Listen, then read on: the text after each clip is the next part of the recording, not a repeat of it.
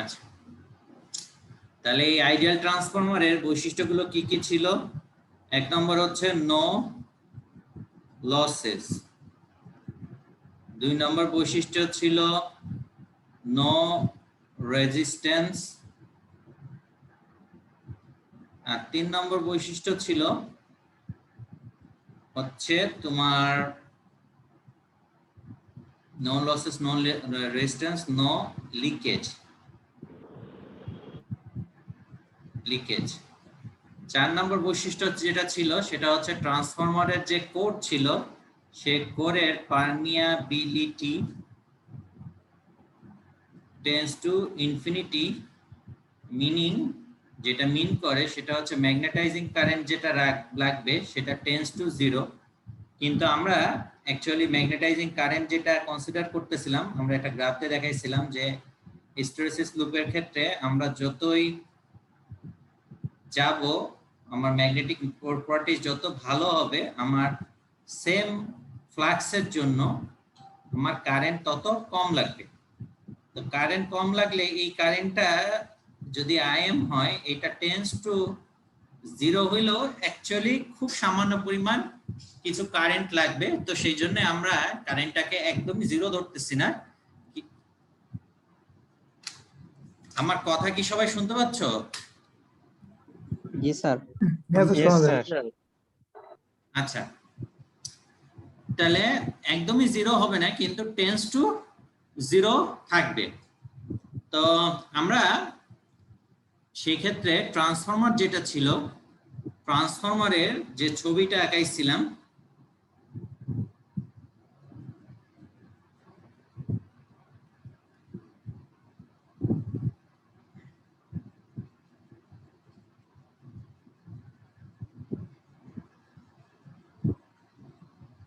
ট্রান্সফরমারের যে ছবিটা আঁকাইছিলাম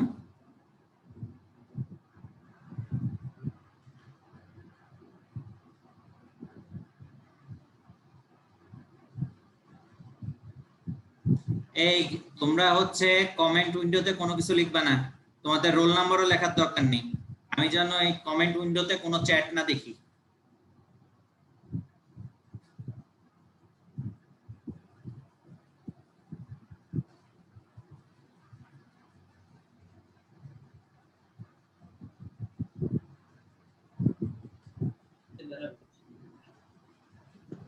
এটা প্রাইমারি টার্ন ছিল,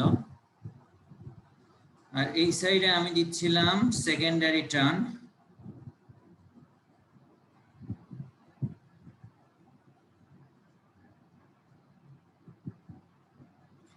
এবং যেহেতু আমার কোনো রেজিস্ট্যান্স নাই, কোনো লিকেজ নাই, সো লিকেজ রিঅ্যাক্ট্যান্সও থাকবে না। তো সেই ক্ষেত্রে আমরা এটাকে সরাসরি একটা ভোল্টেজ সোর্সের সাথে কানেক্ট করে দিচ্ছিলাম।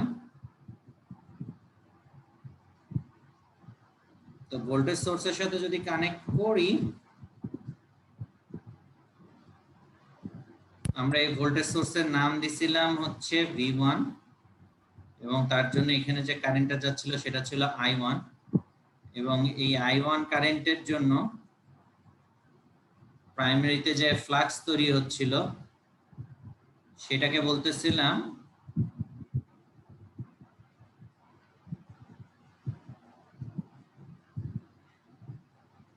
phi-m। এখন প্রাইমারিতে কারেন্টের কারণে যে ফ্লাক্সটা তৈরি হচ্ছিল সেটা ছিল phi-m, এবং phi-m এর জন্য অ্যাকচুয়ালি আমরা যে ইকুয়েশনগুলো পাচ্ছিলাম সেগুলো যদি আরেকবার লিখি, তাহলে V1 এর ইকুয়েশন লিখছিলাম Vm cos omega t,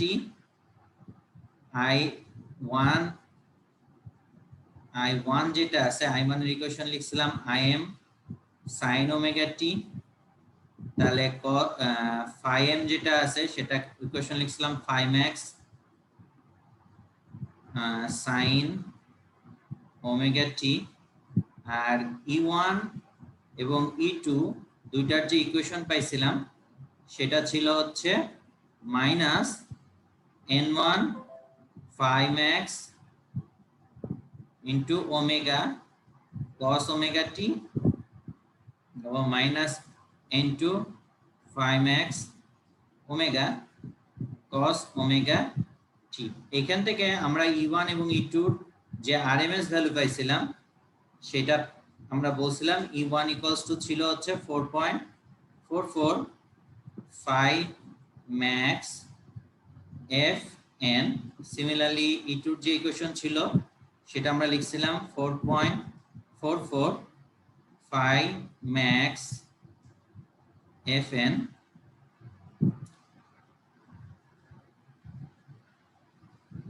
এবং এখানে আমরা যে পোলারিটিস গুলো ছিল পোলারিটিস গুলোকে ডিফাইন করছিলাম প্রাইমারি সাইডে ইনডিউস ভোল্টেজ যেটা আছে সেটাকে ডিফাইন করছিলাম E1 দিয়ে এবং আমরা বলছিলাম যে E1 এর ডাইরেকশনটা এমন হবে যেন সে এই V1 যেদিকে কারেন্ট দেওয়ার চেষ্টা করতেছে E1 টা ঠিক তার অপোজিট দিকে কারেন্ট দিতে পারে। তো কোনো কারণে আমরা যদি এখানে সার্কিটটাকে ওপেন করে দিই আর এখানে যদি আমি ক্লোজ করে দিই তাহলে এই পোলারিটিস অনুসারে E1 কি করবে, সে ক্লোজড পাথের ভিতর দিয়ে কারেন্টটা ফ্লো করাবে। তো সিমিলারলি যখন আমরা সেকেন্ডারি সার্কিটে যাচ্ছিলাম তো যেহেতু same amount of flux φm secondary সার্কিটকেও কাট করবে, তো সেই জন্য আমরা এটা পোলারিটিস দেখছিলাম এবং সেই পোলারিটিসটা কিরকম হবে সেটা অ্যাকচুয়ালি উইন্ডিং প্যাটার্নের উপর ডিপেন্ড করবে এবং এর ভিতর দিয়ে যে কারেন্ট যাবে তার উপরে ডিপেন্ড করবে। তো যেহেতু ইনডিউস ভোল্টেজ আছে, ইনডিউস ভোল্টেজ যেটা আছে ইনডিউস ভোল্টেজের পোলারিটিসটা এরকম হবে এবং কেন হবে এটা একটু আমরা পরে আলোচনা করছি। এবং আমার যতদূর মনে পড়তেছে যে আমি নো লোড এবং ফুল লোড দুইটার ক্ষেত্রেই কারেন্টের যে তোমাদের যে ভেক্টর ডায়াগ্রাম সেই ভেক্টর ডায়াগ্রাম আঁকাইছিলাম। তো সেই ক্ষেত্রে অ্যাকচুয়ালি যখন এখানে কোনো লোড নাই, তো লোড না থাকলে এখানে I1 যেটা থাকবে এটা শুধুমাত্র হচ্ছে ম্যাগনেটাইজিং কারেন্ট থাকবে এবং সেই ক্ষেত্রে আমার ভেক্টর ডায়াগ্রাম যেটা আছে সেটা হচ্ছে যদি এটা এইদিকে আমি ধরি V1 তাহলে E1 এবং E2 ঠিক তার অপোজিট দিকে থাকবে। কেন এটা আমরা বলছিলাম, আমরা ধরে নিছিলাম যে এখানে নাম্বার অফ টার্মস N1 এবং N2 এবং আমরা ধরে নিচ্ছি যে N2 is greater than N1। তাহলে আমরা এই সূত্র থেকে দেখতে পারতেছি যে E1 over E2 equals two ছিল হচ্ছে আমার এখানে হচ্ছে N1 হবে এখানে N2 হবে, তাহলে N1 ওভার N2, তাহলে এখান থেকে আমি বলতে পারি E2 equals to N2 over N1 multiplied by E1। এখন এই দুটার মাঝখানে যদি আমি কার্শফস ভোল্টেজ ল নিই বা শুধুমাত্র ম্যাগনিটিউড নিয়ে চিন্তা করি তাহলে আমরা লিখতে পারি ম্যাগনিটিউড, শুধু ম্যাগনিটিউড নিচ্ছি, তাহলে আমরা বলতে পারি যে V1 equals to E1। So E1 এর পরিবর্তে আমি এটাকে লিখতে পারি N2 over N1 multiplied by V1। যখন আমার এর মাঝখানে কোনো ইম্পিডেন্স নাই তাহলে দেখতে পাচ্ছ যে তুমি যে ইনপুট ভোল্টেজ দিবা N2 যদি N1 এর থেকে গ্রেটার দেন হয় তার মানে এই রেশিওটার মান হচ্ছে একের থেকে বড় হবে, সেই ক্ষেত্রে তোমার E2 যে ভোল্টেজটা এখানে ইনডিউস হবে এই ভোল্টেজটা অবশ্যই V1 এর থেকে বেশি হবে। তো সেই জন্য আমরা V1 এর সমান করে E1 আঁকাচ্ছি এবং E2 টাকে স্লাইটলি হায়ার দেন E1 হিসেবে রিপ্রেজেন্ট করছি। এখন আমার ফ্লাক্স যেটা ছিল এই ফ্লাক্সটা কারেন্টের সাথে ইন ফেজে ছিল এবং সেটা অ্যাকচুয়ালি V1 থেকে 90 ডিগ্রি ল্যাগ করছিল, কারণ cos থিটা থেকে sin থিটা 90 ডিগ্রি ল্যাগ করে। তো ল্যাগ মানে হচ্ছে আমরা বলেছিলাম যে ক্লকওয়াইজ ডাইরেকশনে আমাকে 90 ডিগ্রি যেতে হবে। তো ক্লকওয়াইজ ডাইরেকশনে যদি 90 ডিগ্রি যাই তাহলে এইটা হবে হচ্ছে আমার φm এর ডাইরেকশন এবং কারেন্টটাও অ্যাকচুয়ালি φm এর সাথে ইন ফেজে থাকবে। সো আমরা এখানে এইটাকে ম্যাগনেটাইজিং কারেন্ট বলতে পারি বা I1 বলতে পারি, যেটাই বলো না কেন সেটাই বলা যায়। আচ্ছা, এটা যেহেতু ফেজর আঁকাচ্ছি সবকিছু বড় ইয়েতে হবে, so I1 equals to Im তোমরা এটা বলতে পারো। তো এটা হচ্ছে নো লোড কারেন্টের যে ফেজর ডায়াগ্রাম সেটা ছিল। এখন আমি যদি এই টোটাল জিনিসটাকে কপি করে নিয়ে আসি,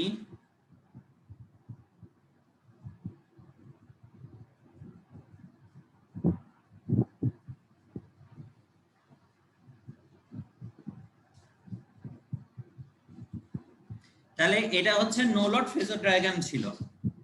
এখন সেকেন্ডারি সাইডে আমি জাস্ট হচ্ছে 10 মিনিট একটু রিক্যাপ করতেছি যাতে তোমরা আগের ক্লাসে যা হইছে জিনিসগুলো মনে করতে পারো। এখন ধরো সেকেন্ডারি সাইডে স্যার হ্যাঁ বলো। স্যার আমরা যে এখানে ফেজরটা আঁকাইছি, ফেজরটা কি স্যার আইডিয়াল কেস বিবেচনা করে আঁকাইছি? কোনটা? এই যে ফেজর ডায়াগ্রাম? ফেজ জি স্যার। হ্যাঁ, ফেজর ডায়াগ্রামে আমরা আইডিয়াল সিচুয়েশনের জন্য আঁকাচ্ছি। স্যার মানে প্রশ্ন করার কারণ হচ্ছে ওই যে স্যার থেরেজার বইতে কালকে দেখলাম স্যার ওখানে স্যার নো লোড কারেন্টের দুইটা কম্পোনেন্ট হিসাব করছে, একটা হচ্ছে ম্যাগনেটাইজিং আর একটা হচ্ছে ওয়ার্কিং কম্পোনেন্ট আর কি। হ্যাঁ, ওয়ার্কিং কম্পোনেন্টটাকে V1 এর হ্যাঁ আসতেছি। আমি এখন শুধুমাত্র ম্যাগনেটাইজিং কম্পোনেন্ট হিসাব করছি। তো একটা জিনিস খেয়াল করো যে তুমি যেটা বলতেছো সেটা ঠিক আছে। তো আমরা যখন নো লসের কথা বলতেছি, তো নো লসের কথা মানে হচ্ছে যে ওইখানে তো কোনো লস নেই। তো লস না থাকলে তোমার ওইখানে এখানে যেটা বলতেছিলাম যে হিস্টারেসিস লস আর এডি কারেন্ট লস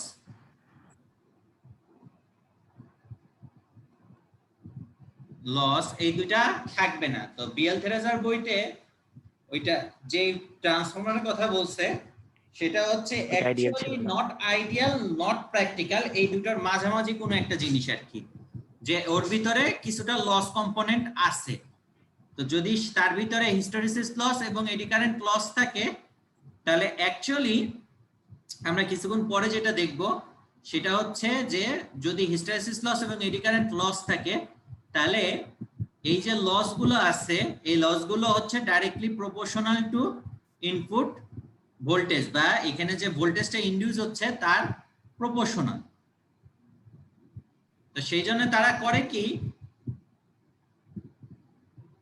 মানে ড্রপ ভোল্টেজ যেটা আছে তার প্রপোর্শনাল। তো সেই ক্ষেত্রে তারা যেটা করে যে এখানে অ্যাকচুয়ালি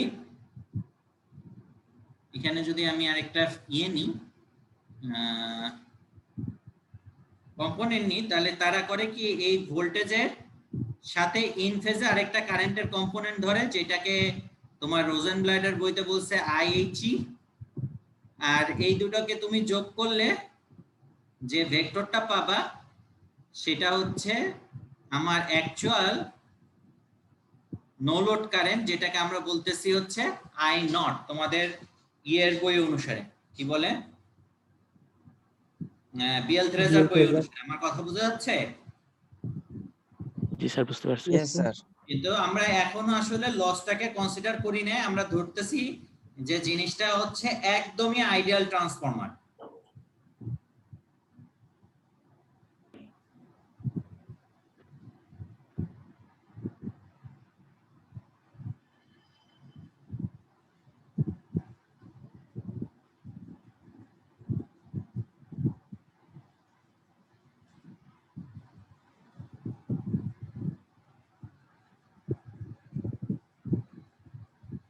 সো আমরা একদমই আইডিয়াল ট্রান্সফরমার নিয়ে কথা বলতেছি। তো এখানে যে লোডটা ছিল সেই লোডটাকে আমরা ZL দ্বারা রিপ্রেজেন্ট করতেছি এবং ধরে নিলাম যে এখানে আমি যদি ইয়েটাকে ক্লোজ করি, তো ক্লোজ করলে নরমালি তোমার সেকেন্ডারিতে কারেন্ট যাবে। তো সেকেন্ডারিতে কারেন্টটা এমন ভাবে যাবে যেন যার কারণে সে তৈরি হয়েছে সে কারণটাকে সে বাধা দিতে পারে। তাহলে সেকেন্ডারিতে এই ইনডিউস ভোল্টেজটা কার কারণে তৈরি হয়েছে? এই ফ্লাক্সটার জন্য। তাহলে এই দিকে কারেন্টের ডাইরেকশন এমন হবে যেন যার কারণে সে তৈরি হয়েছে সে কারণটাকে সে বাধা দিতে পারে। তোমরা যদি রাইট হ্যান্ড রুলে কথা চিন্তা করো, সে তখন কি করবে, এই ডাইরেকশনে একটা ফ্লাক্স দিবে। তো যদি ফ্লাক্স দেয় তাহলে অ্যাকচুয়ালি যে ঘটনাটা ঘটবে, এই ডাইরেকশনে কারেন্ট যাচ্ছিল হচ্ছে I2, তাহলে এখানে যে ফ্লাক্সটা দিচ্ছে এই ফ্লাক্সের কারণে অ্যাকচুয়ালি আমার এই যে মিউচুয়াল ফ্লাক্স, এই মিউচুয়াল ফ্লাক্সটা কমে যাচ্ছে। কিন্তু মিউচুয়াল ফ্লাক্সটা কখনোই তোমার ট্রান্সফরমার ভিতর কমতে পারবে না। কারণ কি, তুমি এই যে ইকুয়েশনটা দেখছো, এই যে ইকুয়েশনটা দেখছো, এই ইকুয়েশনটাকে আমরা যেহেতু সরি E1 এর যে ইকুয়েশনটা দেখছো এই ইকুয়েশনটা যেহেতু E1 equals to V1 তাহলে আমরা লিখতে পারি V1 equals to হচ্ছে 4.44 phi max Fn। এখান থেকে আমরা phi max এর যে ইকুয়েশন আছে এই phi max এর ইকুয়েশনটাকে লিখতে পারি যে V1 divided by 4.44 Fn। So as long as তুমি input voltage number of turns এবং ফ্রিকোয়েন্সি এই তিনটা জিনিসকে চেঞ্জ না করতেছো তোমার ম্যাগনেটিক কোরের ভিতরে ম্যাক্সিমাম ফ্লাক্স বা ইন টার্নস আমরা এটাকে বলতে পারি ম্যাগনেটাইজিং ফ্লাক্স যেটা আছে ম্যাক্স এবং তার ম্যাক্সিমাম ভ্যালুকে তুমি কখনোই চেঞ্জ করতে পারবা না। তো সেই ক্ষেত্রে যে ঘটনাটা ঘটবে সেটা হচ্ছে যে তুমি যখন এর ভিতর দিয়ে অপোজিট ডাইরেকশনে একটা ফ্লাক্স তৈরি হচ্ছে এবং এই ফ্লাক্সটা তৈরি করার জন্য যে ম্যাগনেটিক মোটিভ ফোর্সটা লাগতেছে সেটাকে যদি আমি বলি N2I2 তাহলে এই N2I2 এর জন্য আমার ইনিশিয়ালি প্রথম যখন এই I2 কারেন্টটা ফ্লো হলো তখন কি হইলো আমার অপোজিট ডাইরেকশনে একটা ফ্লাক্স হলো φm টা কমে গেল। তো φm টা যদি কমে যায় আলটিমেটলি E1 এবং E2 তোমরা এই ইকুয়েশন থেকে আচ্ছা E1 এবং E2 এর যে প্রাইমারি ইকুয়েশন ছিল সেটা হচ্ছে N1 d phi m over dt এবং E2 যেটা ছিল সেটা হচ্ছে N2 d phi m over dt। তাহলে অ্যাকচুয়ালি তোমরা যেটা দেখতে পারতেছো সেটা হচ্ছে যে as long এই φm টা যদি কমে যায় ইনিশিয়ালি তাহলে E1 E2 কমে যাবে, E1 E2 কমে যাবে, তাহলে E1 যদি কমে যায় বাধা প্রদানকারী বল কমে যাবে। বাধা প্রদানকারী বল কমে গেলে কি হবে আমার আগে শুধুমাত্র ম্যাগনেটাইজিং কারেন্ট আসছিল এখন তার থেকে একটা বড় কারেন্ট আসবে যেটাকে আমরা বলতেছি I2 প্রাইম এবং এই I2 প্রাইমের ম্যাগনিটিউডটা এমন হবে যেন যে ম্যাগনেটোমোটিভ ফোর্স বা phi m যে পরিমাণ কমে যাচ্ছিল I2 প্রাইমের কারণে phi m টা তার ইনিশিয়াল যে ম্যাগনিটিউড ছিল সেই ম্যাগনিটিউডে ব্যাক করতে পারে। কারণ কি আমরা এই ইকুয়েশন থেকে দেখতে পারতেছি যে as long as আমার ইনপুট ভোল্টেজ এবং নাম্বার অফ ফ্লাক্স এবং নাম্বার অফ টার্নস ফিক্সড আছে এটা N1 হবে নাম্বার অফ টার্নস ফিক্সড আছে ততক্ষণ পর্যন্ত আমি phi m টাকে চেঞ্জ করতে পারবো না। তাহলে সেই ক্ষেত্রে যে ঘটনাটা ঘটছে যে প্রাইমারি সাইডে অতিরিক্ত ম্যাগনেটোমোটিভ ফোর্স কতটুকু লাগতেছে I2 প্রাইম N1 যেটা অ্যাকচুয়ালি এই যে N2I2 আছে এটাকে কি করতেছে অপোজ করবে করে যেই ম্যাগনেটিক ফ্লাক্স আছে এই ফ্লাক্সটাকে এটাকে অপোজ করে ভ্যানিশ করে দিবে করে phi m যেটা সার্কিটের ভিতরে এই phi m টাকে কি করবে আগের পজিশনে নিয়ে আসবে। তাহলে যেহেতু এই ম্যাগনেটোমোটিভ ফোর্স এবং এই ম্যাগনেটোমোটিভ ফোর্স সেম তাহলে সেই ক্ষেত্রে আমরা এটাকে লিখতে পারি হচ্ছে I2 prime N1 equals to I2 N2 বা এখান থেকে আমি ভালো করে যে এই জিনিসটাকে লিখি তাহলে লিখতে পারি I2 prime over I2 equals to হচ্ছে N2 ওভার N1 আর এখান থেকে আমরা পাচ্ছিলাম যে E1 over E2 equals two N1 over N2। তাহলে এখানে খেয়াল করো যে এখানে যদি কারেন্টটা এই ডাইরেকশনে যায় তাহলে এর অ্যাক্রসে লোডের অ্যাক্রসে কারেন্টের এই ডাইরেকশনের কারণে পোলারিটি যেটা আছে এখানে যদি ভোল্টেজটাকে আমরা V2 বলি তাহলে এখানে KVL ইউজ করলে আমরা পাবো হচ্ছে কি পাবো E2 ইকুয়ালস টু V2 আর এখানে আমরা শুধুমাত্র ম্যাগনিটিউড না যখন চিন্তা করছিলাম তখন বলছিলাম V1 equals to E1 so আমরা E1 এর জায়গায় এখানে লিখতে পারি V1 আর E2 এর জায়গায় লিখতে পারি হচ্ছে V2। তাহলে এখান থেকে আমরা যদি লিখি V1 over V2 equals to N1 over N2, তাহলে ফাইনালি আমরা এই যে দুইটা রিলেশন, এই রিলেশনটাকে এইভাবে লিখতে পারি v1 over v2 equals to i2 over i1। কেন লিখলাম i1? i2 প্রাইমের পরিবর্তে সেটা আমরা আসতেছি। এখন দেখো এই যে ম্যাগনেটাইজিং কারেন্ট, এই ম্যাগনেটাইজিং কারেন্ট শুধুমাত্র ইনিশিয়াল যে ফ্লাক্স ছিল সেই ফ্লাক্সটার উপরে ডিপেন্ড করতেছিল। এখন সেকেন্ডারিতে তোমার যতই লোড বাড়বে i2 বাড়বে, তা i2 বাড়লে অপোজিং ফ্লাক্স বাড়বে, সেই ফ্লাক্সটাকে নিউট্রালাইজ করার জন্য যেহেতু i2 প্রাইম আসতেছে তাহলে i2 প্রাইমও বাড়বে। তার মানে তুমি যেটা বলতে পারো যে i2 এবং i2 প্রাইম যেটা আছে, i2 বাড়লে সেম রেটে i1 প্রাইমও বাড়বে, এবং i2 বাড়লে i2 প্রাইম কতটুকু বাড়বে সেটা ডিপেন্ড করবে কোন ইকুয়েশনের উপরে? এই ইকুয়েশনের উপরে। সেই ইকুয়েশনটা কি? i2 prime equals to n2 over n1 multiplied by i2। কিন্তু যেটা আমার বলার বিষয় সেটা হচ্ছে যে i2 যখন বাড়বে তখন i2 প্রাইমও বাড়বে, যেহেতু একটা আরেকটাকে অপোজ করে নিট যে ফ্লাক্স আছে এই ফ্লাক্সটাকে সার্কিটের ভিতরে সবসময় কি রাখছে? কনস্ট্যান্ট রাখতেছে। সো আমরা এখানে নরমালি যে ম্যাগনেটাইজিং কারেন্ট আছে এই কারেন্টটা i2 এর তুলনায় খুবই নেগলিজিবল হবে, কারণ কারেন্ট এমনিতেই ম্যাগনেটাইজিং কারেন্ট যেটা আমরা এর ক্ষেত্রে বলতেছি সেটা এমনিতেই টেন্ডস টু জিরো, খুবই ছোট কারেন্ট। আর i2 প্রাইম যেহেতু এটাকে অপোজ করার জন্য হচ্ছে, তাহলে এটাই নরমালি অ্যাজ কম্পেয়ার টু হচ্ছে ম্যাগনেটাইজিং কারেন্ট বড় হবে। তো সেই ক্ষেত্রে আমরা i1 যেটা আছে এটা অ্যাপ্রক্সিমেটলি আমরা ধরে নিতে পারি i2 প্রাইম। তো সেই জন্য এখানে আমরা এইখানে হচ্ছে তোমার i2 প্রাইম না লিখে এখানে আমরা এটাকে equals to i1 over i2 লিখতে পারি। তো সেই জন্য এই ইকুয়েশন থেকে আমরা যেটা লিখতে পারি সেটা হচ্ছে n1 ওভার n2। তো n1 ওভার n2 যেটা আছে এটাকে আমরা একটা নাম দিই, এই নামটা হচ্ছে a, যেটাকে আমরা ট্রান্স রেশিও বলতেছি।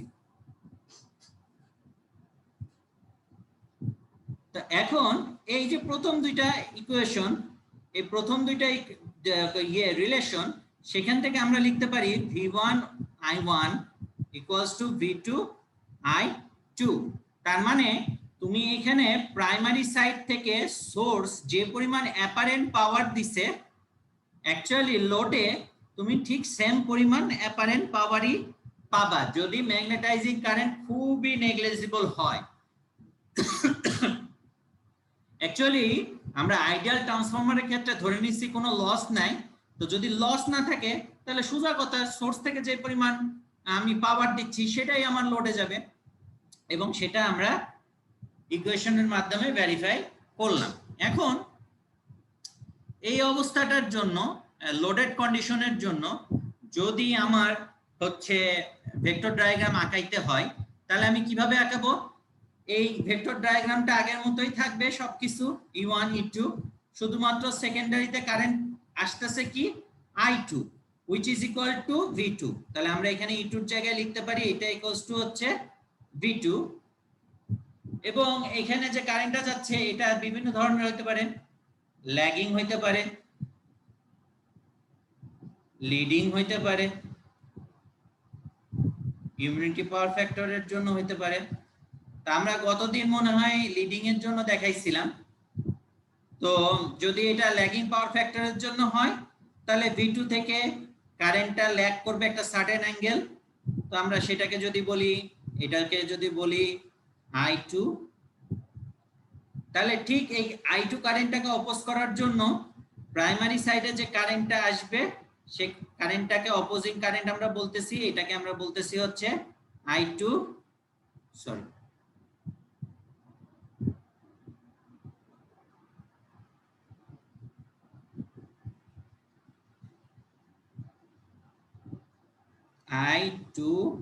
প্রাইম।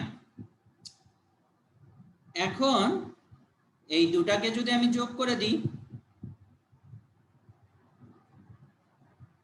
তাহলে এই দুটোকে যোগ করে আমি অ্যাকচুয়ালি যে কারেন্টটা আছে এই কারেন্টটা পাবো হচ্ছে I1, এই যে এই ইকুয়েশন অনুসারে। তাহলে এটা হচ্ছে অ্যাকচুয়ালি লোডেড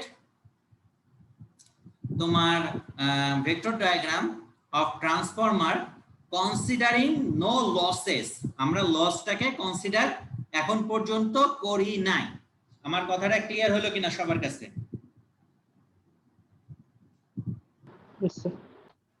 জি স্যার। ক্লাস কি একটু বোরিং লাগতেছে? তোমাদের কথাবার্তা এত স্লো কেন? নাকি খাওয়া দাওয়া করো নাই? না স্যার। ক্লাস বোরিং লাগতেছে? একটু ইয়ে দিব, ব্রেক দিব?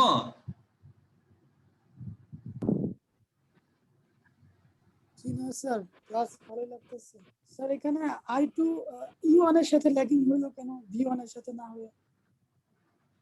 দেখো এখানে E1 এবং E2 দুইটাই কি আছে, সেম ফেজে আছে না? আমি কিন্তু ল্যাগিংটা actually with respect to V2 এর রেসপেক্টেই করছি।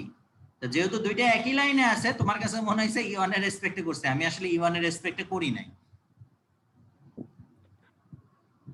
এটা স্যার লোডের বিবেচনায় হবে, তাই না স্যার? কি?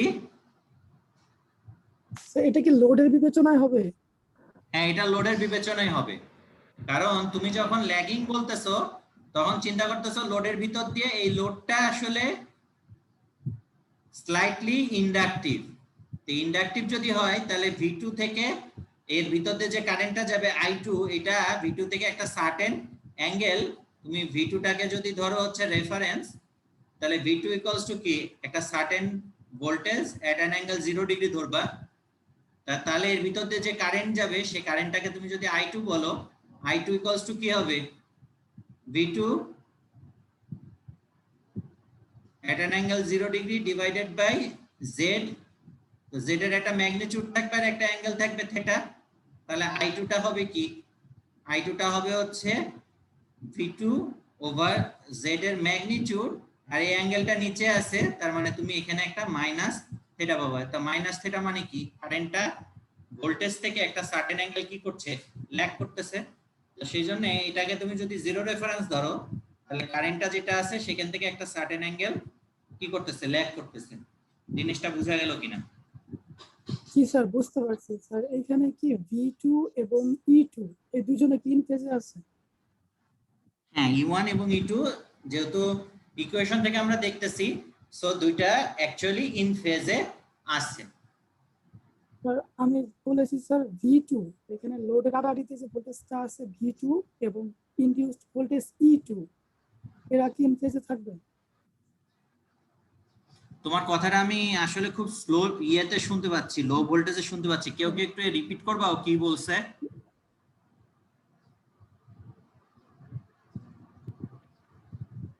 আচ্ছা স্যার, আমি আবার বলি স্যার, এখানে যে আমাদের লোডে যে জেটেলটা আছে তার আড়াআড়িতে একটা ভোল্টেজ দেখতে পাচ্ছি, তার নাম হচ্ছে V2। হুম এবং এবং ট্রান্সফরমারের সেকেন্ডারি সাইডে যে ইনডিউসড ভোল্টেজ সেটাকে দেখতেছি E2। হুম এখন এই V2 এবং E2 এরা কি ইন ফেজে থাকবে, নাকি এদের মাঝে কোনো অ্যাঙ্গেল হবে? না, এরা ইন ফেজে থাকবে, এরা ইন ফেজে থাকবে। কারণ হচ্ছে তোমাকে যেটা বলছিলাম যে E2 এবং V2 এরা সবসময় হচ্ছে ইন ফেজে থাকবে। কারণ তুমি এটা যদি ইন্ডাকটিভ লোড হয়, তোমার তোমার আচ্ছা, গুড কোশ্চেন, তোমার কথাই বলি। তো যদি এটা এখানে আগে সিলেক্ট করি, আচ্ছা সিলেক্ট করি এই, আচ্ছা আচ্ছা এটাকে মুছে দিই, মুছে দিয়ে E1 টাকেও একটু উপরে লিখি, তাহলে তোমাদের জন্য বুঝতে সুবিধা হবে। ধরো এটা হচ্ছে E1, তাহলে আমরা ফেজরে জানি যে ইন্ডাকটিভ লোডের ক্ষেত্রে যে ইয়েটা আসবে, ভোল্টেজ যেটা আছে, ভোল্টেজটা কারেন্ট থেকে কত ডিগ্রি লিড করে, 90 ডিগ্রি লিড করে। তা 90 ডিগ্রি লিড করলে এখান থেকে তুমি যখন ইন্ডাক্টরের অ্যাক্রসে ভোল্টেজটা নিবা, এটা হচ্ছে কি তোমার I XL হবে।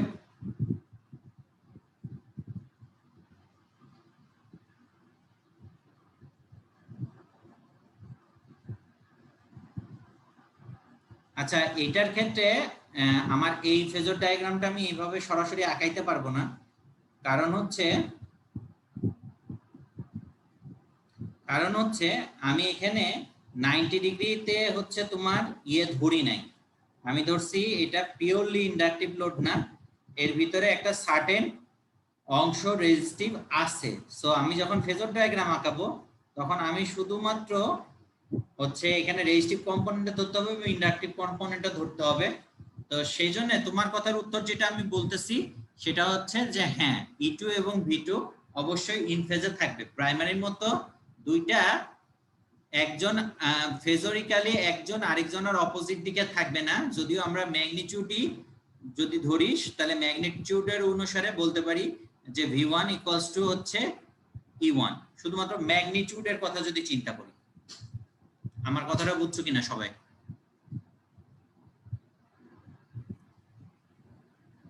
জি স্যার।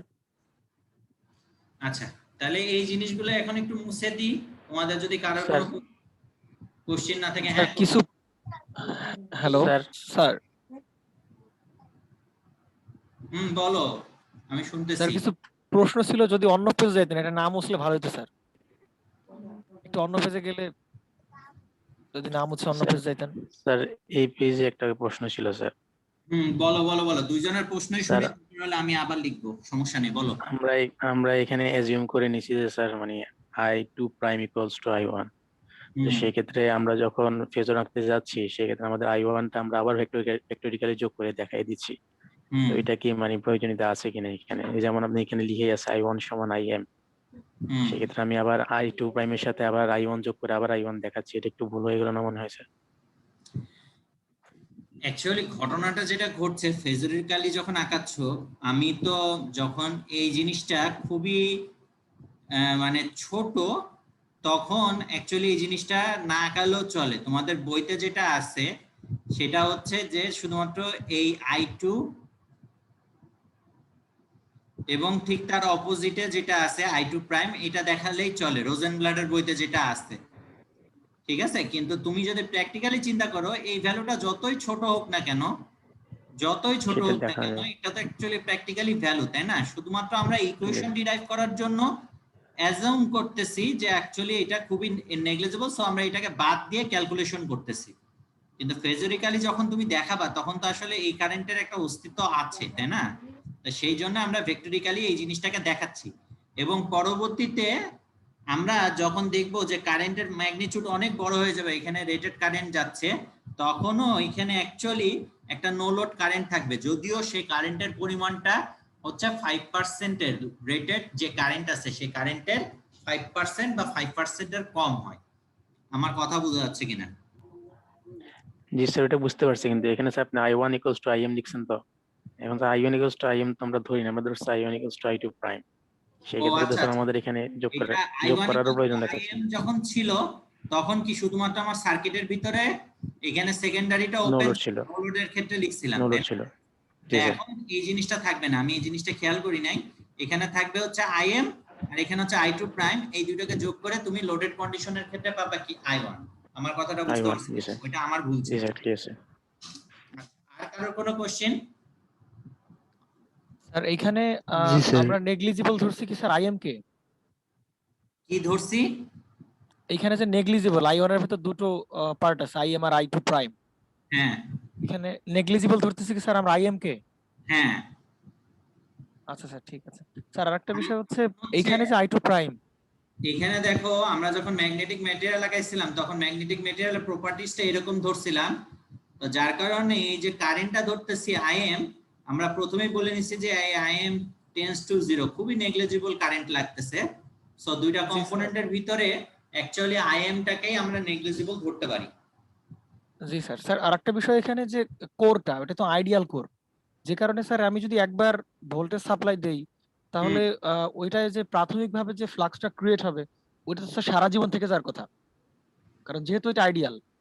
হ্যাঁ, এই IM এর কারণে যে ফ্লাক্সটা তৈরি হবে সেটা তুমি যতক্ষণ পর্যন্ত না ভোল্টেজটা চেঞ্জ করবা, তোমার যে এই ইকুয়েশন থেকে দেখতে পাচ্ছ, যতক্ষণ পর্যন্ত না তোমার ভোল্টেজ বা ফ্রিকোয়েন্সি বা নাম্বার অফ টার্নস তুমি চেঞ্জ করছো ততক্ষণ পর্যন্ত এই জিনিসটার এই ফ্লাক্স যেটা আছে এই ফ্লাক্সটা চেঞ্জ হবে না। স্যার আমরা এখানে যেহেতু এটাকে আইডিয়াল কোর বলতেছি স্যার, হুম তাহলে এখানে তো আইডিয়াল কোরের জন্য আমরা এমএমএফটা 0 পাবো। আর যদি এমএমএফটা 0 পাই তাহলে তো স্যার আমার পরবর্তীতে আমার তো ফ্লাক্স প্রডিউস করার জন্য তো এখানে আমার কোনো ধরনের কোনো সাপ্লাই না দিলেও চলতেছে, যদি আইডিয়াল হয় কোরটা। কারণ যদি কোরের ভিতর সারা একদম থিওরিটিক্যালি কোরের আইডিয়াল ভিতর হয় তাহলে তোমার হচ্ছে ম্যাগনেটোমোটিভ ফোর্সের যে কার্ভ সেটা হবে এরকম। জি স্যার। স্যার তার মানে এখানে তোমার কারেন্টের কোনো দরকার নাই। জি স্যার। স্যার এখানে বইতে আমি ভীমরার বইতে দেখলাম স্যার, ওখানে লিখছে যে যদি এটা আইডিয়াল কোর হয় তাহলে তো এমএমএফ আমার 0 লাগবে। আর পরবর্তীতে এখানে এই ফ্লাক্সটা সারা জীবন করে থেকে যাবে। তবুও এত আইডিয়ালকে চিন্তা না করে স্যার, এখানে যেরকম আমরা আইএম এর মান একেবারে 0-র কাছাকাছি ধরছি, হুম। এটা স্যার বেস্ট। আইএম এর মানটা 0 ধরাটাই কাছাকাছি, এটা বেস্ট। তুমি আমাকে একটা জিনিস বলো, তুমি বিমরার বই পড়ছো, ভালো কথা, তোমাকে মানে তার জন্য ধন্যবাদ। তুমি একটা জিনিস বলো যে তুমি ধরলে এটা হচ্ছে আইডিয়াল কোর এবং এটার জন্য কোনো তোমার কারেন্ট লাগতেছে না, তাই তো? জি স্যার। তাহলে যে জি পরিমাণ স্যার। ফ্লাক্স কোরের ভিতরে আছে সেটাই থেকে গেল। এখন জি স্যার। তোমার ফ্লাক্স যেটা আছে সেই পরিমাণ ফ্লাক্স যদি কোরের ভিতরে চলে যায় সেই ফ্লাক্সটা তো ফিক্সড ফ্লাক্স নাকি, সেটা তো আর চেঞ্জ হচ্ছে না। না স্যার, ফাইএম তো কনস্ট্যান্ট স্যার। আচ্ছা, যদি ফাই কনস্ট্যান্ট হয় তাহলে কি প্রাইমারি সাইড এবং সেকেন্ডারি সাইড সেখানে কি ভোল্টেজ ইনডিউস হবে? স্যার যদি স্যার এটা যেহেতু আইডিয়াল কেস হচ্ছে, এই কারণে স্যার প্র্যাকটিক্যালি আমরা চিন্তা করতে পারতেছি না এই জন্য। আইডিয়াল কেসে এটা ফিক্সড হইলেও আসলে এটা ফিক্সড না, কারণ তোমার প্রাইমারিতে এবং সেকেন্ডারিতে যদি ভোল্টেজ ইনডিউস হইতে হয় তাহলে তোমাকে অবশ্যই অল্টারনেটিং কারেন্ট দিতে হবে। জি স্যার। স্যার এইখানে স্যার ফ্লাক্স গুলো যেরকম সেরকমই থাকবে, আর এই জন্য স্যার কোনো প্রকার ইন্ডাকশন আমরা পাবো না। ইন্ডাকশন না পেলে আমার ট্রান্সফরমার ইউজ করার ইয়েটা কি, লাভটা কি? জি স্যার। স্যার এই জন্যই স্যার মানে এইখানে যে আইডিয়াল কেসগুলো চিন্তা করা হচ্ছে, স্যার এটা তো পুরোপুরি থিওরিটিক্যাল চিন্তা করা হচ্ছে। আচ্ছা আরিফ, আমি একটু ক্লাসে আছি, পরে ফোন দিচ্ছি। ওকে, হ্যাঁ। সো আইডিয়াল এখানে জি স্যার। কনসেপ্ট, এই আইডিয়ালের কনসেপ্ট আসলে আইডিয়াল ভাবে চিন্তা করা যাবে না, তোমাকে ওইখানে কিছু না কিছু কারেন্ট থাকতেই হবে, ঠিক আছে? তুমি যে আইডিয়ালের কথা চিন্তা করতেছো, ভীমরার বইতে বলা আছে কোন জায়গায় তুমি অ্যানালাইসিস যখন করতে যাবা তখন ওই জিনিস আইডিয়াল বললেও অ্যাকচুয়ালি আইডিয়ালের ভিতরে ওইটা ইমপ্লিমেন্টেশন করতে পারবা না। জি স্যার। স্যার স্যার এত এক্সট্রিম স্যার, ওটা তো এক্সট্রিম আইডিয়াল হয়ে যায়। মানে এক্সট্রিম বলতে, হ্যাঁ এক্সট্রিম মানে হইতেছে যে ওইটা হচ্ছে এরকম যে আমি হচ্ছে পৃথিবী শূন্যের উপর ভাসতেছে, আমি পৃথিবীর উপর আছি, সো আমিও শূন্যের উপর ভাসতেছি, ঘটনাটা এরকমই আর কি। কিন্তু তুমি তো আসলে শূন্যের উপরে নাই, তুমি পৃথিবীর উপর আছো, ঘটনাটা হচ্ছে এরকম। জি স্যার। স্যার এখানে আরেকটা বিষয়, এই যে I2 প্রাইম, স্যার এই I2 প্রাইম কি লোড ইন্ডিপেন্ডেন্ট? AI2 প্রাইম কি load independent sir? Sorry sir. অবশ্যই লোড ডিপেন্ডেন্ট, কারণ হচ্ছে এইখানেই স্যার ঝামেলাটা লাগতেছে স্যার। ভীমরার বইতে এখানে লিখছে যে I2 prime is such that, মানে যেটা ইন্ডিপেন্ডেন্ট ফ্রম দ্য লোড। না, ইন্ডিপেন্ডেন্ট ফ্রম দ্য লোড কিনা আমি আসলে তোমার কথাটা হচ্ছে ভীমরার বই আসলে আমাকে দেখতে হবে। আমি স্যার আপনি একটু নোট করে নিতেন, আমার একটু দেখলে জানাইতেন স্যার। এটা হচ্ছে ভীমরার বইয়ের 7 নাম্বার পেজ স্যার। আচ্ছা, তুমি আমাকে একটা জিনিস বলো, আমি তোমার কথার উত্তর দিচ্ছি। তুমি একটা জিনিস আমাকে বলো, সেটা হচ্ছে যে তুমি যদি সেকেন্ডারিতে লোড বাড়াও, ফর এক্সাম্পল আরেকটা লোড দিলা, তাহলে এখানে I2 যেটা আছে I2 স্যার এটা হওয়ার কথা স্যার।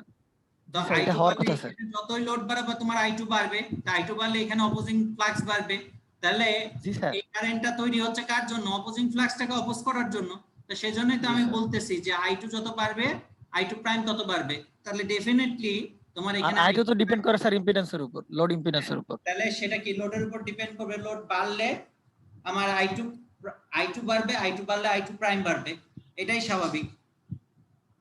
জি স্যার, এইখানেই ঝামেলাটা লাগতেছিল স্যার। আপনি একটু একটু দেখে জানাবেন স্যার আমাকে। ওইখানে ইন্ডিপেন্ডেন্ট লিখে দিচ্ছে সরাসরি ওরা। এখন ধরো ভীমরা তো আমার উপরে বড় জ্ঞানী গুণীজন, তাদেরটাকে আমি সরাসরি হচ্ছে কিভাবে বলি যে তারা ভুল করছে, বুঝো না? তো আমি আমার স্যার ছোট যতটুকু বুঝি সেই অনুসারে হচ্ছে এই ঘটনাটা এরকম ঘটবে আর কি। স্যার তবুও একটু ওইখানে একটু দেখলে স্যার আরো কিছু যদি থাকে আচ্ছা ঠিক আছে, এরকম কিছু। এছাড়া আর কারোর কোনো কোশ্চেন আছে?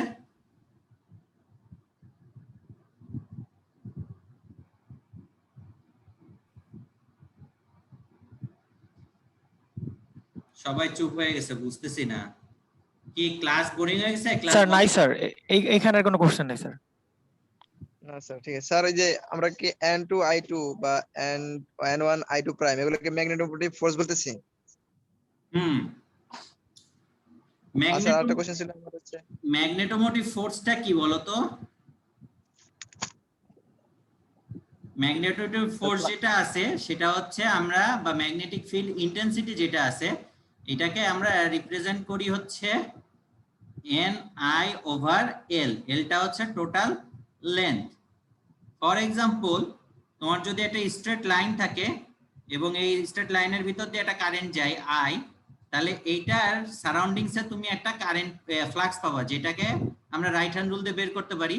তো এটার প্রত্যেকটা ক্ষুদ্র অংশের জন্য আমার ম্যাগনেটোমোটিভ ফোর্স যদি H হয়, তাহলে H.dl যেটা আছে এটা হচ্ছে টোটাল যে ম্যাগনেটোমোটিভ ফোর্স লাগবে সেটা হচ্ছে এর ভিতর দিয়ে যে কারেন্ট যাচ্ছে তার সমান হবে। তো তুমি এই ট্রান্সফরমারের কথা চিন্তা করো, তাহলে এই ট্রান্সফরমারের জন্য তোমার ম্যাগনেটোমোটিভ ফোর্স যদি H হয়, ম্যাগনেটোমোটিভ ফোর্স যদি H হয়, সরি টোটাল লেন্থটা যদি L হয়, তাহলে তোমার যে ম্যাগনেটোমোটিভ ফোর্স লাগবে সেটা হচ্ছে প্রাইমারির জন্য এই ম্যাগনেটাইজিং কারেন্টের জন্য যেটা হবে সেটা হচ্ছে N1 Im/L। এখন তোমার এই I2 কারেন্টের জন্য যে ম্যাগনেটোমোটিভ ফোর্স তৈরি হইলো, সেই ম্যাগনেটোমোটিভ ফোর্সটা কি? N2 I2/L, যেহেতু লেন্থটা তো সেমই। এবং তোমার এই অতিরিক্ত কারেন্টের জন্য যেটা হইলো সেটা ম্যাগনেটোমোটিভ ফোর্স যদি আমি বলি, এটা যদি H2 বলি, এটা H1 বলি, তাহলে এটা হবে কি N1 I1/L। তাহলে যেহেতু লেন্থটা সমান আছে, আমরা লেন্থটা নিয়ে কনসিডার করি নাই, এইটাকে মানে রাফলি বলতেছি যে এটা হচ্ছে দুইটা উইন্ডিং এর ম্যাগনেটোমোটিভ ফোর্স। আসসালামু আলাইকুম স্যার। আসসালাম। Hello sir. Sir primary induced voltage আর সেকেন্ডারি ইনডিউসড ভোল্টেজ কি স্যার ইন ফেজে আছে E1 এবং E2? হ্যাঁ, এটা ইন ফেজে থাকবে। স্যার কোনো মানে শর্ত আছে কি, মানে এমনি মানে একটু এক্সপ্লেইন করলে ভালো হতো স্যার। এক্সপ্লেন তো ভাই আগেই করছিলাম। এই যে V1 যেটা আছে এটা হচ্ছে কি ছিল, Vm cos omega t। I1 যেটা ছিল সেটা এখান থেকে 90 ডিগ্রি ল্যাগ করবে, সো আমরা লিখতেছিলাম Im sin ওমেগা t। তাহলে phi m টা কি Im এর সাথে ইন ফেজে থাকবে, যেহেতু phi is directly proportional to I, so এটাকে আমরা লিখতেছিলাম Im sin ওমেগা t। এখন এই E1 যেটা ছিল, E1 টা কি ছিল N1 d phi m over dt। তাই এটাকে তুমি যদি ডিফারেন্সিয়েট করো, সাইনের জায়গায় ডিফারেন্সিয়েট করলে কি পাবা তুমি? cos ওমেগা t পাবা, আর এখানে একটা ওমেগা আসবে, ও এটা phi m হবে phi max। তাহলে তুমি কি পাবা? phi max omega cos omega t, তার আগে একটা n1 থাকবে। সিমিলারলি E2 এর ক্ষেত্রে তুমি যদি ডিফারেন্সিয়েট করো তাহলে তুমি দেখবা n2 phi max omega cos omega t। So এটাও cos ওমেগা t, এটাও cos ওমেগা t। ও আচ্ছা, এর লেন্থের সূত্র অনুসারে এখানে একটা মাইনাস ছিল, তা মাইনাস থাকলে দেখো এটাও মাইনাস cos ওমেগা t, এটাও minus cos omega t। So এই দুইটা ইনডিউস ভোল্টেজ E1 এবং E2, এই দুটো কিসে স্যার থাকবে? ইন বুঝছি ফেজে থাকবে, এজন্য ইন ফেজে। এবং এই দুটা মাইনাস cos ওমেগা t আর এটা cos ওমেগা t, সেজন্য V1 থেকে এই দুটাকে হচ্ছে আমরা অপোজিট ডাইরেকশনে দেখাইছি। ক্লিয়ার হয়েছে কিনা?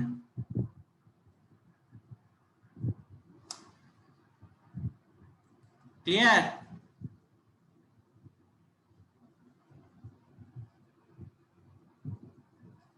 জি স্যার বুঝতে পারছি স্যার।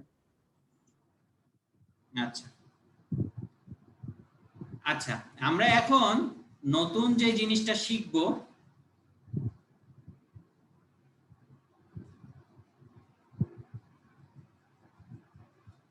সেটা হচ্ছে ডট পোলারিটিস। তোমার ট্রান্সফরমার যদি থাকে, নরমালি যে প্র্যাকটিক্যাল ট্রান্সফরমার গুলো থাকে, এই প্র্যাকটিক্যাল ট্রান্সফরমার গুলোর গায়ে একটা পোলারিটিস দেয়া থাকে, ডট পোলারিটিস আমরা বলি। তো এই ডট পোলারিটিসটা কি জিনিস এবং এটা অ্যাকচুয়ালি কি মিন করে এইটা আমরা জানবো। তারপরে হচ্ছে আমরা আইডিয়াল ট্রান্সফরমার থেকে আস্তে আস্তে প্র্যাকটিক্যাল ট্রান্সফরমারের দিকে যাব।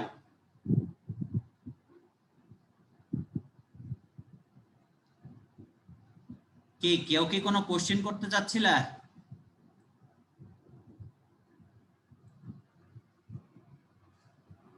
No sir. আচ্ছা,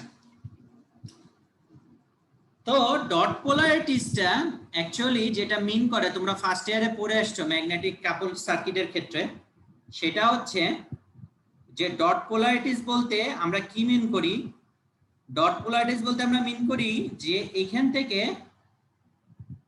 এই জায়গাটায় যদি আমি ডট দিই আর এই জায়গাটায় যদি আমি ডট দিই, এটার মানে হচ্ছে প্রাইমারি সাইডের যে ইনডিউস ভোল্টেজ আছে, এই প্রাইমারি সাইডের ইনডিউস ভোল্টেজ যে পোলারিটিসটা যেটা আছে, এটা যদি পজিটিভ হয় তাহলে ডট যে দুইটা টার্মিনাল, এই ডট দুইটা টার্মিনালের পোলারিটিস সবসময় কি হবে? সেম হবে। তার মানে এটা যদি পজিটিভ হয়, এই ডট পোলারিটিস এটাও পজিটিভ হবে। এইটা যদি কখনো নেগেটিভ হয় তাহলে ডট পোলারিটিসের এই প্রান্তটাও নেগেটিভ হবে। এটা হচ্ছে 1 নম্বর ক্যারেক্টারিস্টিক্স। আর 2 নম্বর ক্যারেক্টারিস্টিক্স হচ্ছে যে যদি দুইটার মধ্যে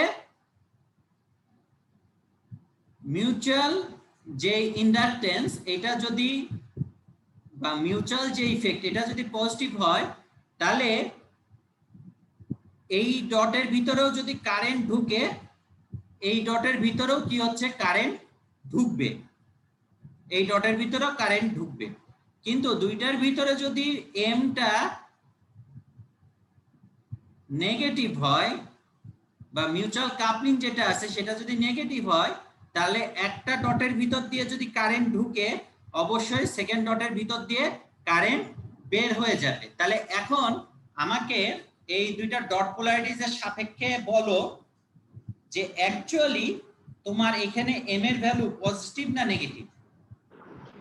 নেগেটিভ। নেগেটিভ। নেগেটিভ। এবং তুমি এটা এখান থেকেও বুঝতে পারতেছো যে তোমার এম এর ভ্যালু পজিটিভ হওয়া মানে কি?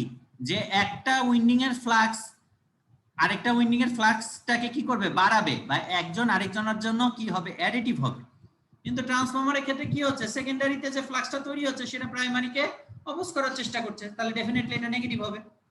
তো সেই জন্য ট্রান্সফরমারের ক্ষেত্রে দুইটা পয়েন্টে যদি পোলারিটিস ডট দিয়ে রিপ্রেজেন্ট করা থাকে, ধরো এখানে বলা থাকলো যে এটা ধরো লো সাইড, সো এটাকে বললাম আমি x1 x2, আর এখানে এটা হাই সাইড, এটাকে নাম দিলাম হচ্ছে h1 h2, এবং বলা থাকলো যে h1 এবং x1 এর ভিতরে ডট পোলারিটিস আছে।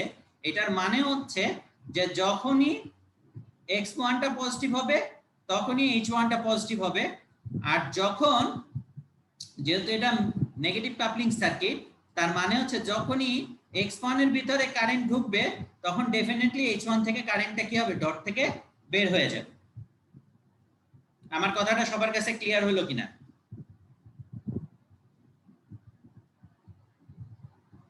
Clear sir.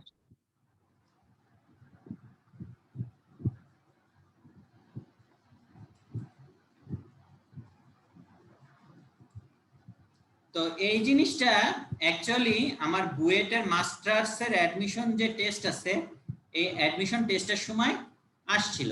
আমাদের বুয়েটের মাস্টার্সের অ্যাডমিশন টেস্ট আমি যখন সম্ভবত 2009-এ দিছিলাম, তো তখন বুয়েটের মাস্টার্সের ছিল যে একটা ট্রান্সফরমারের এই জায়গায় ডট এবং এই জায়গায় ডট আছে,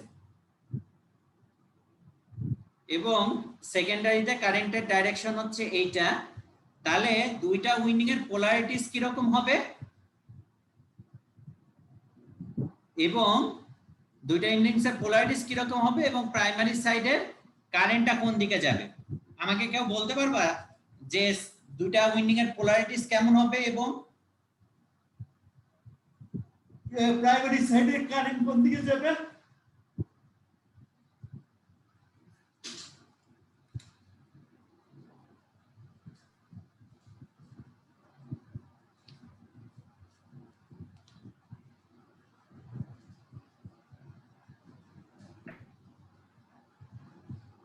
কি পারবা?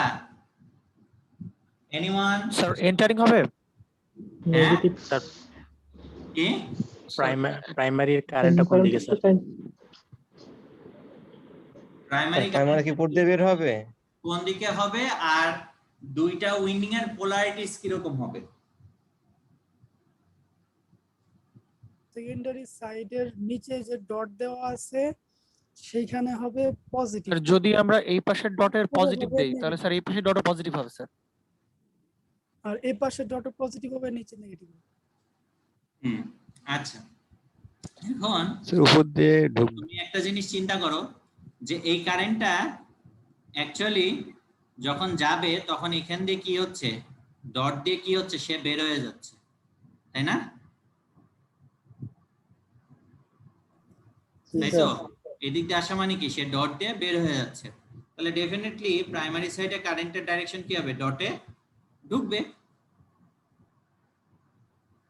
তাই তো? জি স্যার।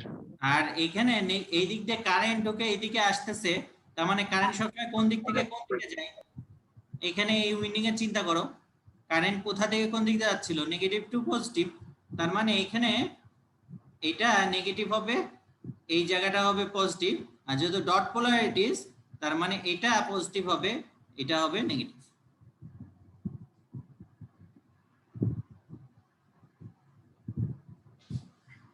স্যার ডট যেখানে থাকবে সেই প্রান্তটা কি পজিটিভ হবে সবসময়, এটা কি শিওর? সব সময়কার জন্য না, আমি যেটা বলছি সেটা হচ্ছে ডট যে সবসময় পজিটিভ হবে তা না, কোনো কারণে যদি তোমার ধরো কারেন্টের ডাইরেকশন এমন হয় যে এই জায়গায় নেগেটিভ হলো এই জায়গায় পজিটিভ হইলো, ধরো কারেন্ট এখন এরকম যাচ্ছে, সেকেন্ডারি সাইডে কারেন্টের ডাইরেকশন হচ্ছে এখন এরকম, তো এরকম হইলে সে তো আসলে ডটে ঢুকতেছে, তাই না? তো ডটে ঢুকলে অ্যাকচুয়ালি প্রাইমারিতে কারেন্টটা কি হবে, ডট থেকে বের হয়ে যাবে, কারেন্টের ডাইরেকশন এরকম থাকবে। এখন এখানে কারেন্ট নেগেটিভ থেকে পজিটিভ দিকে যাবে, তার মানে এটা নেগেটিভ এটা পজিটিভ, তাহলে ডটের কনভেনশন অনুসারে তখন এই টার্মিনালটা নেগেটিভ হবে, এই টার্মিনালটা পজিটিভ হবে। হ্যালো স্যার, বলো। ট্রান্সফরমার কি সবসময় মিউচুয়াল ইন্ডাকট্যান্সটা নেগেটিভ হবে?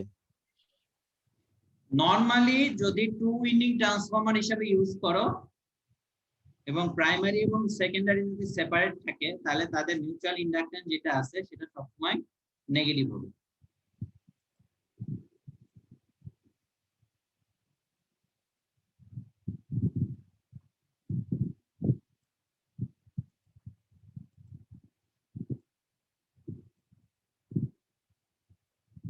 আচ্ছা, আমরা এবার আমাদের পরের হ্যালো টপিকে। স্যার, স্যার একটা কোশ্চেন ছিল যদি নিতেন। হ্যাঁ বলো। প্রাইমারি সাইডে যখন কারেন্ট প্রবেশ করে তখন আমরা সেটা বলতেছি পজিটিভ টার্মিনাল, আর সেকেন্ডারি সাইডে কারেন্ট যখন বের হয়ে যাচ্ছে সেটা বলতেছি পজিটিভ টার্মিনাল। এটা কি শুধু ট্রান্সফরমারের ক্ষেত্রে ফিক্সড?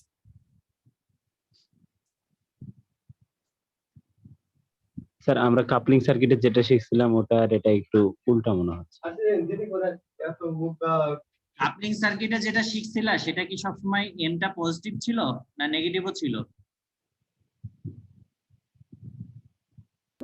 নেগেটিভও ছিল। তা নেগেটিভের ক্ষেত্রে তাহলে দুইটার ভিতরে পার্থক্য কি হলো, আমি এটাই বুঝতেছি না।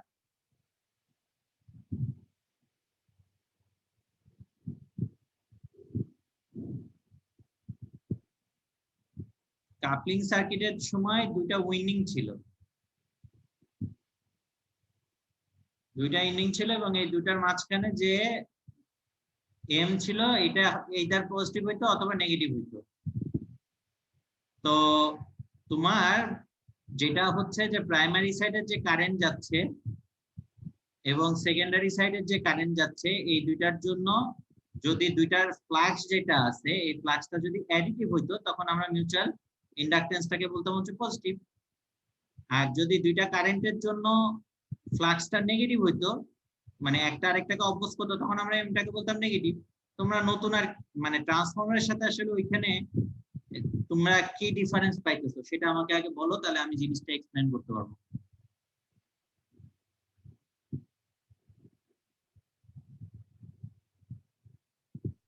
স্যার আমার একটা প্রশ্ন, সেটা হলো প্রাইমারির যে কারেন্টটা সেটা আপনি মানে ওই উপর থেকে নিচের দিকে ধরলেন কেন ওই আগের ক্ষেত্রে? কারণ প্রাইমারি যে কারেন্টটা আছে এই কারেন্টটা ইন্টারলি ডিপেন্ড করবে হচ্ছে তোমার এই ভোল্টেজ সোর্সের পোলারিটিজ এর উপরে। প্রাইমারিতে আসলে প্রাইমারি নিজস্ব কোনো ক্ষমতা নাই কোনো কিছু করার।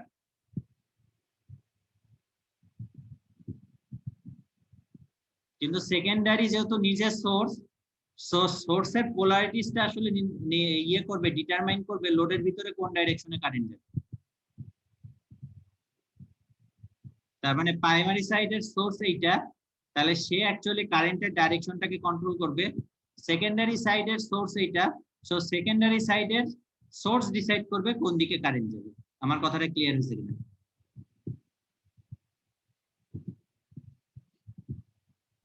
ক্লিয়ার হয়েছে, কিন্তু ওই ক্ষেত্রে তো মানে সোর্স দেওয়া ছিল না, আর এটা তো অল্টারনেটিং কারেন্ট, সেক্ষেত্রে তো নিচ থেকে উপরের দিকে উঠতে পারে। হ্যাঁ উঠতে পারে। তখন যেটা হবে সেটা হচ্ছে যে পোলারিটিসটা তোমার চেঞ্জ হয়ে যাবে। এই দুটা যদি ডট হয়, কারেন্ট যদি এই দিকে ঢুকে, তার মানে কি সোর্সের পোলারিটিস কোনটা? এটা প্লাস এটা মাইনাস। তার মানে এখানকার ডটের পোলারিটিস কি হবে? এটা প্লাস এটা মাইনাস হবে। তাহলে এই ডটের পোলারিটিস এটা প্লাস এটা মাইনাস হবে, তাহলে কারেন্ট এই ডাইরেকশনে যাবে। সো I2 এর ডাইরেকশনে এটা হবে। এখন সোর্সের পোলারিটি যদি চেঞ্জ হয়ে যায়, চেঞ্জ হলে এটা মাইনাস হবে এটা প্লাস হবে, সিমিলারলি এটা মাইনাস হবে এটা প্লাস হবে। তো এটা যদি মাইনাস হয় এখানেও মাইনাস হবে আর এটা প্লাস হবে, কারেন্টের ডাইরেকশন কি হয়ে যাবে? চেঞ্জ হয়ে যাবে।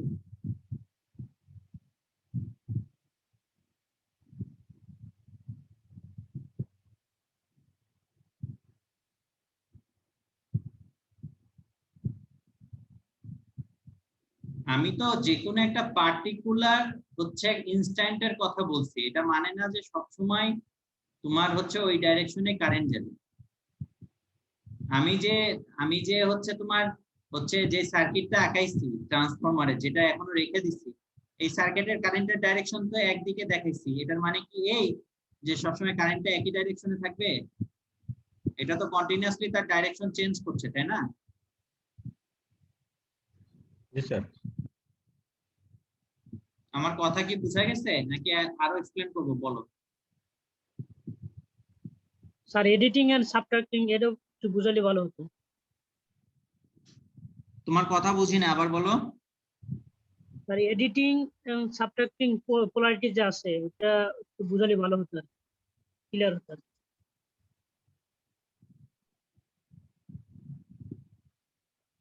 অ্যাডিটিভ, আচ্ছা,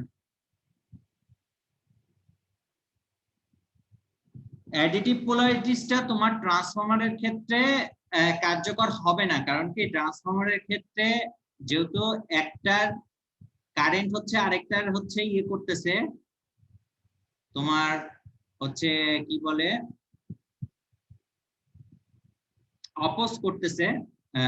কারণ হচ্ছে এই ভোল্টেজটা তৈরি হচ্ছে এই ফ্লাক্সের জন্য। সো এই ভোল্টেজটার কাজই হবে সবসময় অপোজ করা। সো ট্রান্সফরমারের ক্ষেত্রে তুমি এমটা কখনোই পজিটিভ পাবা না, অ্যাডিটিভ পাবা না। কিন্তু তুমি যদি এরকম করো যে ধরো এই ট্রান্সফরমারই আছে, আমি একটা ছোট করে ট্রান্সফরমার আঁকাই। ধরো এটা একটা ট্রান্সফরমার এবং আমি দুইটা উইন্ডিং ই একরকম রাখছি।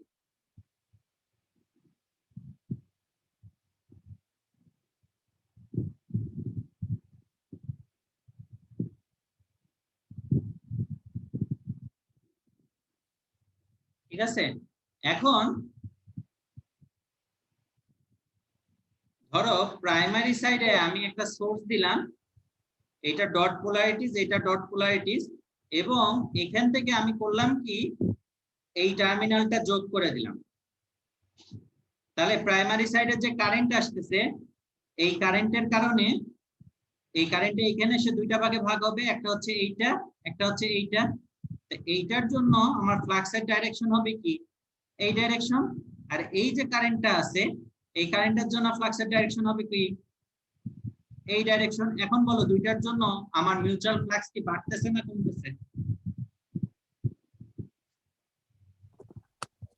কমবে স্যার। কি করতেছে? কি হচ্ছে? বাড়বে স্যার। আর এখানে বাড়বে না? হ্যাঁ, তো বাড়বে তো। তাহলে বাড়লে কি হবে? এখানে যদি এটা V1 হয় আর এখানে যদি তুমি পোলারিটিস পাও V2, তাহলে অ্যাকচুয়ালি এই দুটো ল এর ভিতরে যদি কার্শফ ভোল্টেজ ল করো, তাহলে তোমার ভোল্টেজ যেটা আছে সেটা হবে কি V1 এবং V2, টোটাল ভোল্টেজ বাড়তেছে। আবার তুমি যদি ফ্লাক্সের কথা চিন্তা করো, তাহলে ফ্লাক্স সমান কি হবে ∅1 + ∅2 অ্যাডিটিভ। তো সেই জন্যই বলতেছিলাম যে ট্রান্সফরমারের দুইটা উইন্ডিং যদি সেপারেট থাকে তাহলে কখনোই m = পজিটিভ হওয়া সম্ভব না। কিন্তু তুমি দুইটাকে ডট পোলারিটিস অনুসারে যদি দুইটাকে তুমি সেম ডাইরেকশনে নিয়ে আসো, মানে কানেকশনটাকে এমন ভাবে দাও, তাহলে তুমি দুইটা ফ্লাক্সকে অ্যাডিটিভ করতে পারবা এক্সটার্নাল কানেকশনের মাধ্যমে। আমার কথাটা এখন তোমাদের কাছে ক্লিয়ার হচ্ছে কিনা বলো?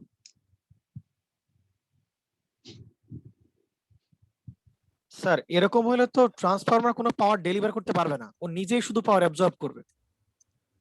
কেন পাওয়ার ডেলিভার করতে পারবে না ভাই? স্যার এইখানে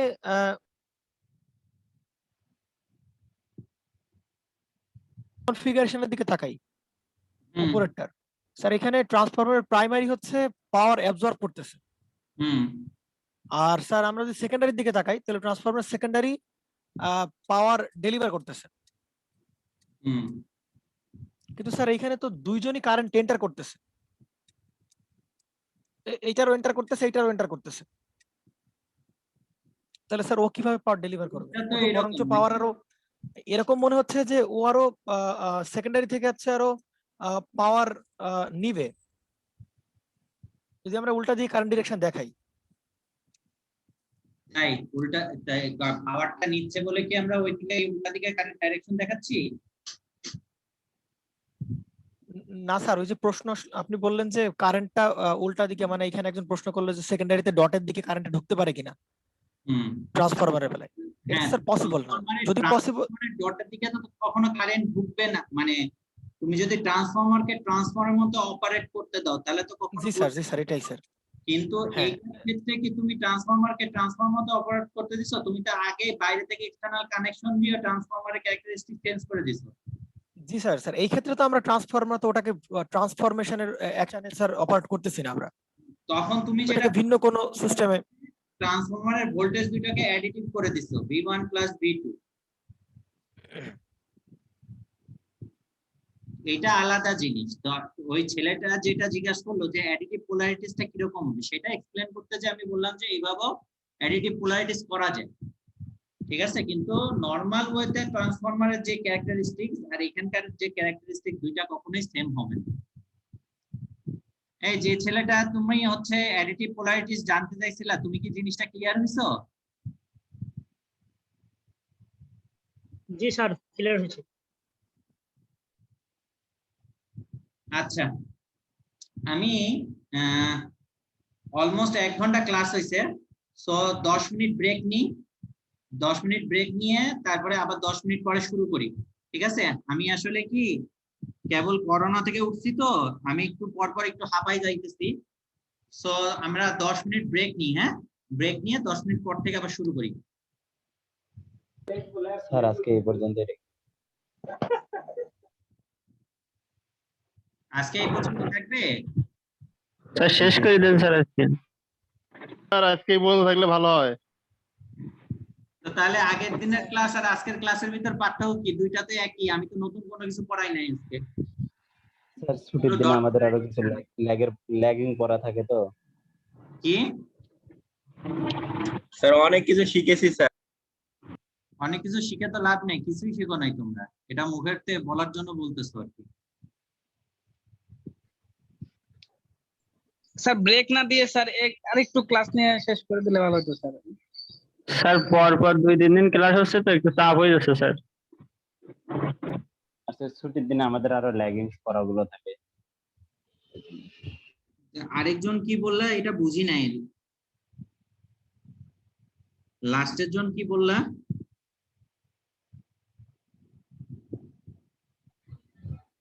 স্যার ছুটির দিনে আমাদের ল্যাগিং পড়াগুলো কভার করতে হয় তো চাপ হয়ে যাবে। আচ্ছা ঠিক আছে, আজকে এই পর্যন্তই। ধন্যবাদ স্যার।